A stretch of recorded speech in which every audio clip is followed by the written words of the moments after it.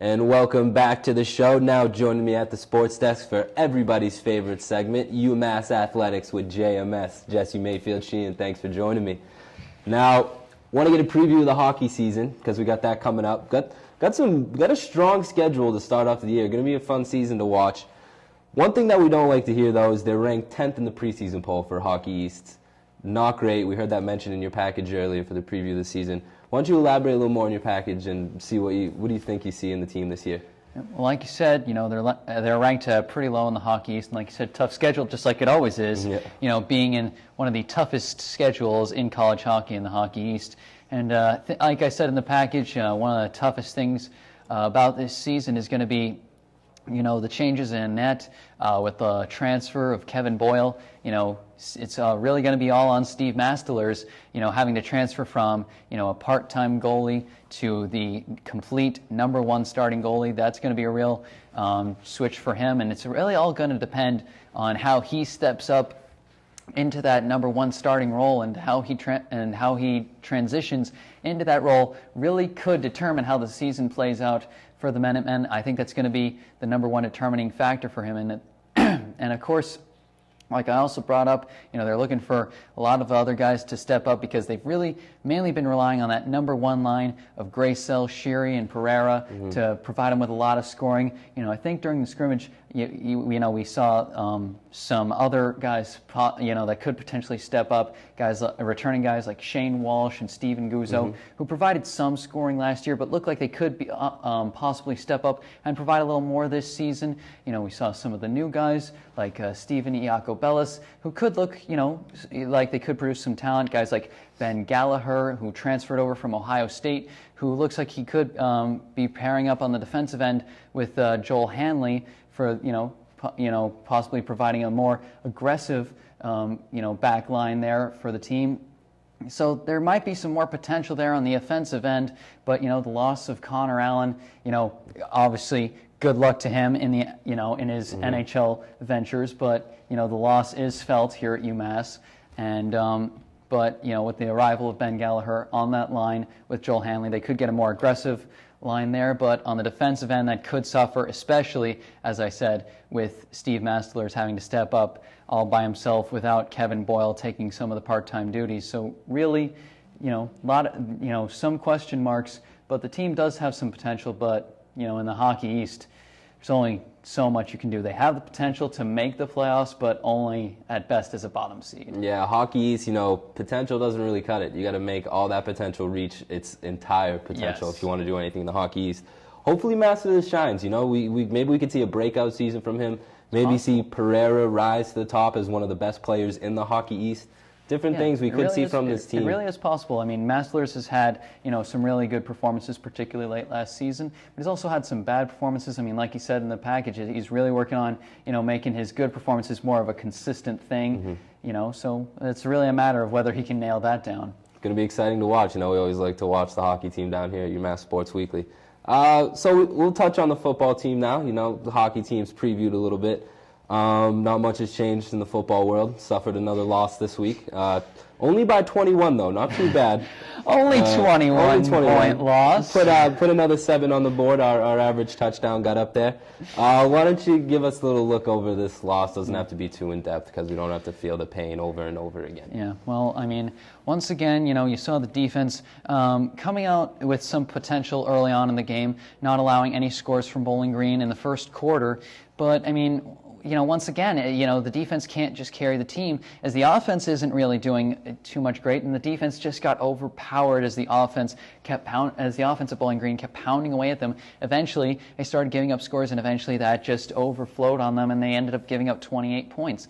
And as for the offense, I just don't know what to expect from this team week to week. I mean, one week, Mike Wegson is falling apart as the quarterback, and A.J. Doyle is taking over. A.J. Doyle starts to build up potential, and then this week, A.J. Doyle fell apart.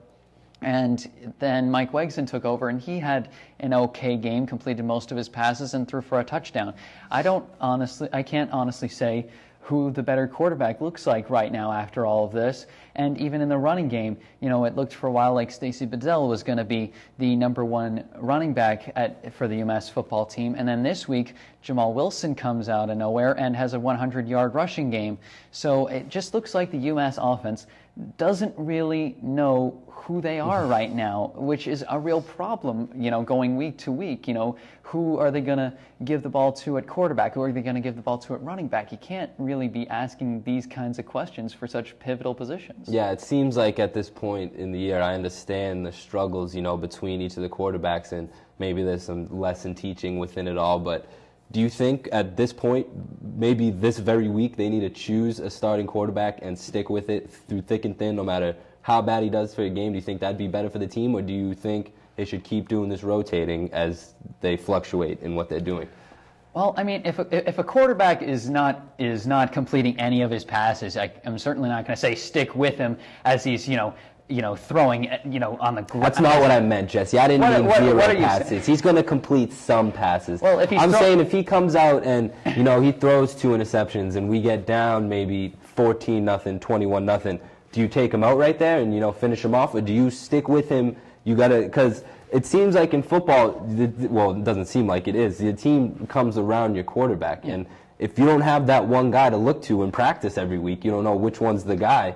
Is that going to hurt your team's morale as a whole? Yeah, I really do think long term, the team really has to figure out who they're sticking with, and I think in that sense, maybe they should, go back to A.J. Doyle in terms of their starting quarterback, going into this game against Miami, Ohio, because he's been their starting quarterback the past couple of weeks, and he looked like he had some potential up until this game against Bowling Green. I mean, obviously, I'm not in the huddle, I'm not in the coaches' minds right now, so I can't see what they're seeing.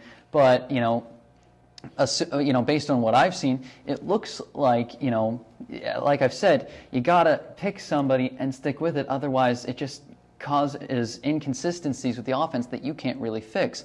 And the Miami, Ohio game seems like one of the few games that the team really has a chance with. And if they don't know who's taking the snaps for the team, that could be a real problem for the offense, which is something they've just struggled with so much this season. And so I feel like you gotta, go back to the guy who's had the most potential this season, which is A.J. Doyle. He's had the most consistency up until this Bowling Green game. So I feel like, he's the guy you'd want to start in that game, despite his most recent performance. Now, do you think he will?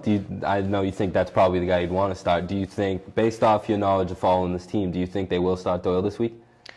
Well, I mean, I feel like even after earlier in the season, after Wegson had a couple of weak performances, they kept a little faith in him, gave him a couple of extra chances to start before they ultimately replaced him with Doyle. So I think in this case, they'll probably do the same thing, give Doyle another chance to prove himself, not just, dump him back to the backup role based on one bad performance. I mean, barring some, complete falling apart during the practice where, like, all of a sudden he can't hit a receiver at all during practice, or if he gets hurt or something like that, barring something crazy like that happening, I expect that they would, they would continue starting Doyle, for the game against Miami, Ohio. Well, maybe we'll see Doyle in there, maybe we'll see Wegson in there, maybe we'll see both of them in there, but either way, and, I got a lot riding on your answer right here, so I'm hoping you don't crush my heart. Do you think UMass pulls out the W against Miami of Ohio at Gillette? Well, I mean, the odds makers have picked this game, have picked UMass to have the slight advantage over Miami, Ohio, which is a rare Vegas on our side, huh? I'll take that. Vegas is on the UMass's side by about 3.5 points, but I got to tell you, I just don't like where the UMass offense is right now with all the question marks they have. Whereas Miami, Ohio, yes, they've had just as bad a season record-wise, and their offense hasn't looked too good either, but they know who their quarterback is. They know who their running back is. They know that Austin Gearing is their running back. They know that Austin Boucher is their quarterback. And so they know who is taking their snaps. They know who they're handing it off to. So I feel like they just have a little more consistency going, and I feel like with all the question marks on UMass's offense, I just feel that Miami, Ohio has a slight edge there. Well, let's hope and pray you're wrong. Let's hope and pray Vegas is right, Let's hope that this is the one, and maybe it turns around their entire season. Maybe I'm just really optimistic, but you know, I'm looking for positives out of this team. You know, maybe we'll find something this Saturday. Jesse, always appreciate your time here. And we always appreciate you watching at home. Make sure to check us out on Twitter and Instagram at Sports Weekly. Also like us on Facebook. Check out our videos and segments and follow us there. And as always, we will be back same time, same place.